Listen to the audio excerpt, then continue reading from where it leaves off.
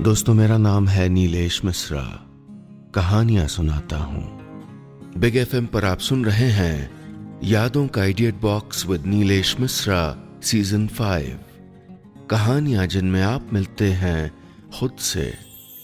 और अगर मुझसे सीधा कनेक्शन बनाना हो और अपनी जड़ों, अपनी जमीन से जुड़ना हो तो जरा gaonconnection.com पे टहलाइए। GAON connection.com।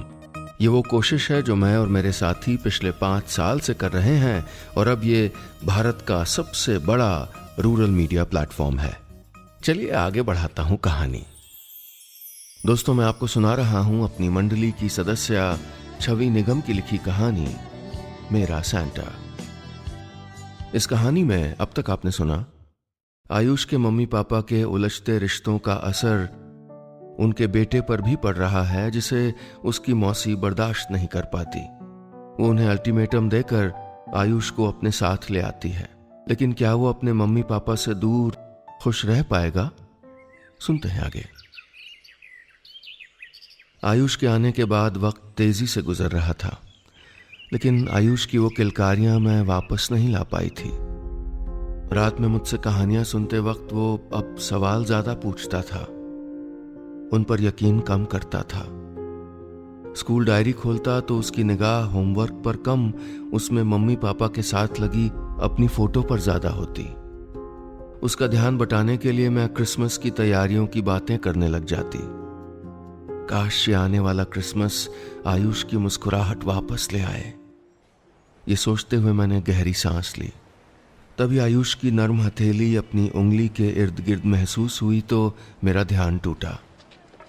मुझे एहसास हुआ कि यादों में खोई हुई मैं अभी तक वहीं बस स्टॉप पर ही खड़ी हुई थी और आयुष घर चलने का इंतजार कर रहा था।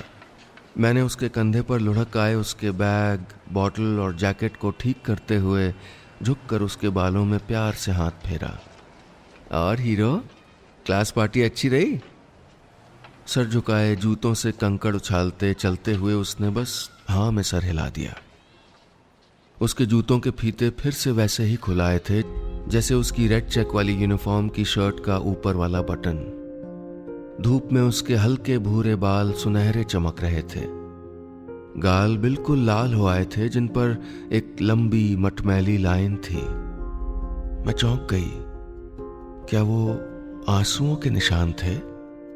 अपनी आवाज में जबरदस्ती की चहक लाने की कोशिश करते हुए मैंने कहा, चलो भाई जल्दी चलो, अभी अपन को बहुत काम करने हैं। क्रिसमस ट्री सजाना है, सैंटा की गिफ्ट के लिए रेड सॉक्स भी तो लटकाने हैं, और हाँ, सैंटा बेचारे के लिए जूस और उनके रेंडियर्स के लिए अच्छी अच्छी गाजरें भी तो रखनी हैं। और हाँ, सैंटा वाली विश तैयार तो है ना? मैंने सोचा था कि इतना सब सुन के वो एक्साइटेड हो जाएगा, लेकिन वो चुपचाप वैसे ही चलता रहा। मैंने गला साफ करते हुए पूछा, मौसी से नाराज हो क्या बेटा? उसने अपना सर तेजी से नहीं में हिला दिया तो मैंने मुस्कुरा के उसे गोदी में उठा लिया और उसके गदबदे से पेट में मुंह घुसाकर हल्के से गुदगुदी की। अरे भाई, तो परेशानी क्या है? उसके भिजे हुए गुलाबी होंठ कुछ सीधे हुए और धीमी आवाज आई, मौसी, सैंटा होते भी हैं क्या? उसके होंठ हल्के हल्के कांप रहे थे। आंसू पलकों के छोर पर अटके हुए थे। मैं जानती थी इस सवाल का जवाब उसके लिए बहुत अहम था, जैसे कुछ यकीन हर एक के लिए बहुत जरूरी होते हैं। सैंटा उसका यकीन थे। उन्हें न मैं दिखा सकती थी, न ही नकार सकती थी, और न ही झूठ बोलना चाहती थी। लेकिन मैं चाहती थी कि कोई सच्चाई उसकी मासूमियत न छीन ले।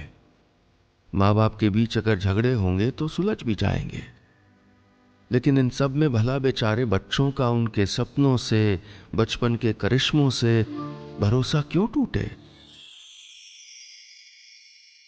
तारीफ करें, शिकायत करें, लेकिन अधिकार से बताइएगा कि हमारी कहानियां आपको कैसी लग रही हैं।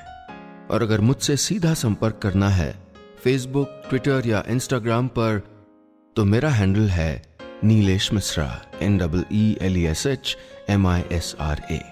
और हाँ, रोज ऐसी ही रोचक कहानियां सुनने के लिए रेडियो पर मिलते हैं ना, सुनिए यादों का idiot box with Nilesh Mishra season 5 big FM पर।